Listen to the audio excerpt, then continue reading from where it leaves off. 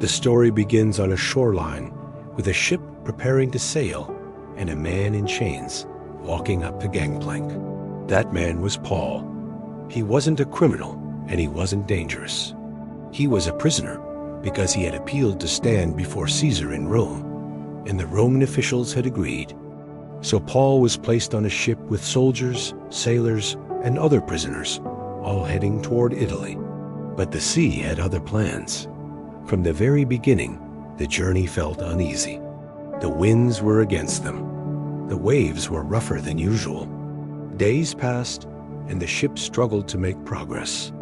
At one stop, Paul quietly warned the crew, "If we keep going, this voyage is going to end badly." Not in a dramatic way, just a calm, honest warning. But the captain trusted the weather more than a prisoner, and they set sail anyway. Soon, the sky darkened.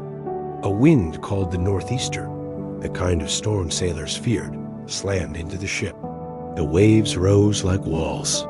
The wind howled so loudly, people had to shout just to be heard. The ship was tossed like a toy. For days, they couldn't see the sun or the stars. They couldn't tell where they were. They couldn't control the ship. And slowly, hope began to fade. In the middle of that chaos, the shouting, the crashing waves, the fear, Paul stood up. Imagine that, a prisoner, soaked from the storm, speaking into the wind. He told them, "Take courage. Not one of you will be lost. Only the ship will be destroyed." And then he explained why. The night before, an angel had stood beside him and told him he would make it to Rome, and that everyone sailing with him would survive. It wasn't bravado. It wasn't wishful thinking. It was a quiet confidence that steadied the people around him. And for the first time in days, someone on that ship felt calm. 14 nights passed. 14 nights of fighting the storm, throwing cargo overboard, tying ropes around the hull to keep it from breaking apart. Then, in the darkness, the sailors heard something, the deep, distant roar of waves hitting land. They were getting close. But the danger wasn't over. If the ship hit rocks, it would shatter. Some sailors tried to escape in the lifeboat, but Paul stopped them. "If they leave," he told the soldiers, "you can't be saved." So the soldiers cut the ropes and let the lifeboat drift away.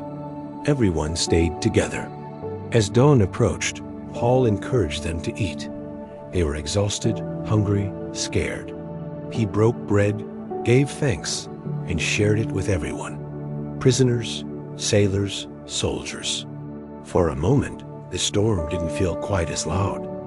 When daylight finally came, they saw it, a bay with a sandy beach. A chance. They cut the anchors, raised the sail, and aimed the ship toward shore.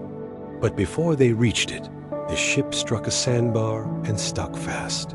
Waves pounded the stern until the wood began to crack and splinter. The soldiers considered killing the prisoners. It was Roman protocol to prevent escapes, but the commander wanted to spare Paul, so he ordered everyone to jump. Some swam, some grabbed planks, some clung to pieces of the broken ship, and one by one, wave by wave, they all made it to shore. Every single person survived, just as Paul had said. When they stood on that beach, soaked, shivering, exhausted, they realized something remarkable. They had lost the ship. They had lost the cargo. They had lost control of everything. But they were alive. Sometimes the storms we face don't stop when we want them to. Sometimes the ship breaks apart. Sometimes all we can do is hold on to whatever piece of hope we can find.